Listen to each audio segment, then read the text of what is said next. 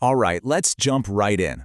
We're looking at some absolutely fascinating new research today that finally decodes one of the ultimate medical mysteries: how cancer adapts to survive. For decades, doctors have essentially been fighting in the dark, kind of just guessing at the enemy's next move. But thanks to the breakthrough discovery we're unpacking today, the lights have officially been turned on. We finally have a way to see exactly how these cells maneuver under pressure. So, Section 1. The Cancer Survival Puzzle. This brings us to a really frustrating question that's haunted doctors and families for years. Why does cancer survive treatment? I mean, we've all heard the story, right? A patient gets a powerful treatment, like heavy chemo. It seems to work beautifully. Scans are clear, huge sigh of relief. But then, the culprit miraculously escapes.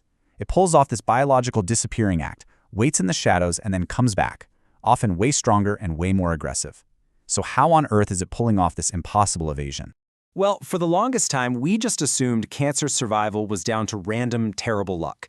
The old belief was that cancer evolution is entirely random and unpredictable, just a chaotic lottery. But a brand new study published in Nature Communications completely flips the script.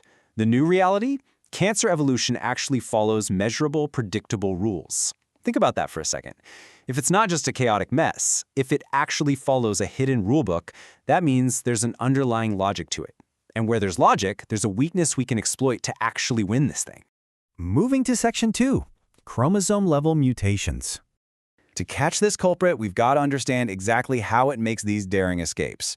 And it turns out cancer cells don't just make tiny, gradual changes over time. No, they take massive, chaotic evolutionary leaps. As a tumor grows, the dividing cells make huge mistakes copying their DNA. They aren't just swapping out a single letter in their genetic code, they're literally tearing out whole chapters of the instruction manual, or pasting in hundreds of new pages. Entire chromosomes are gained or lost in an instant, and since one chromosome holds thousands of genes, this completely changes how the cell reacts to stress. The result is this highly diverse, incredibly resistant tumor. Basically a multiverse of heavily armored cell types, all fighting for survival at the exact same time. This leads us right into Section 3. Alpha K decodes evolution. Enter the researchers at the Moffitt Cancer Center in Florida.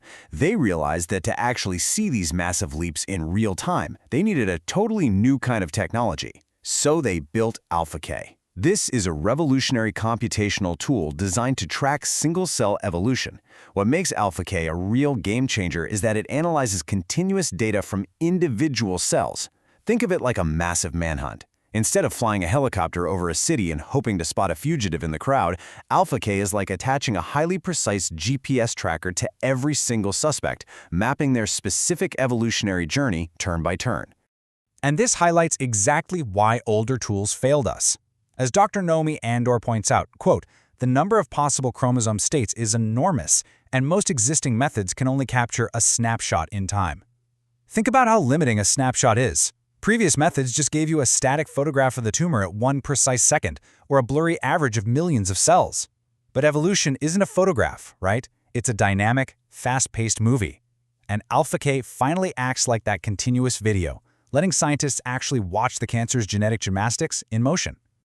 Just to put the sheer scale of this into perspective, listen to this number: over 270,000. Alpha K evaluated over 270,000 different chromosome structures to find its answers. That's 250,000 different ways a single cancer cell could potentially mutate, break apart, and rebuild itself under pressure. The computing power required to track all those distinct paths is just staggering. It's literally bringing mathematical order to pure biological chaos. Let's look at Section 4, Rules and Fitness Landscapes. So, what's the complex logic behind how cancer actually survives under pressure? Well, it turns out these mutations are entirely context-dependent. Gaining a chromosome isn't always a superpower, and losing one isn't always a death sentence. It's kind of like wearing a heavy, insulated winter coat. If you're in a blizzard, that coat gives you a huge advantage. It's beneficial and you survive. But drop that same person into the middle of the Sahara Desert, and suddenly that exact same coat is an unbearable liability that might kill you. Cancer works exactly the same way.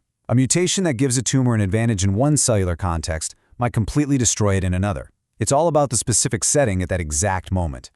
This brings us to this incredibly cool concept called a fitness landscape. Basically, a fitness landscape is a reconstructed model showing exactly how beneficial or harmful a genetic change is based on the cell's current structure and the stress of treatment. By tracking cells through the heavy, toxic stress of chemotherapy, alpha K literally maps out this invisible terrain. When you hit cells with a cancer drug, you force them to scramble across this landscape, and alpha K lets researchers see the actual topography, revealing the deep valleys where cancer cells plunge to their death and the high peaks where they figure out how to become invincible. Finally, Section 5, Future of Cancer Treatment. So what of all this? How does cracking this code actively change medicine for a patient in a hospital bed? Well, armed with ALFK's rulebook, doctors will soon be able to execute a totally new, highly precise strategy. Step 1. They can interpret repeated biopsy results to see what the cancer is actively trying to do. Step 2. They identify exactly when a tumor is entering a dangerous evolutionary phase, catching it right before it adapts. And Step 3. They choose specific treatments to block the cancer's next move, not just attack where it is today. This right here is the holy grail of oncology, moving from reacting to drug resistance to actually predicting it. We're shifting away from just describing a tumor after the fact, after it's already survived chemo and come back stronger. Instead, the goal is to predict its behavior before it even tries to resist treatment. It's the difference between playing desperate defense and highly calculated offense. As the old sports saying goes, it's about skating to where the puck is going to be. We're finally learning how to wait at the finish line before the cancer even starts running. So I want to leave you with this final provocative thought. If we are always one step ahead of cancer, what does the future of treatment actually look like? If we have the blueprint to predict a tumor's next evolutionary leap, and we know exactly where it wants to escape before it takes a single step, we completely change the odds of survival. It paints a picture of a future where we don't just treat the disease we see in front of us, but we actively cure the disease it's trying to become. And honestly, that's an incredibly exciting, hopeful horizon for science, medicine, and patients everywhere.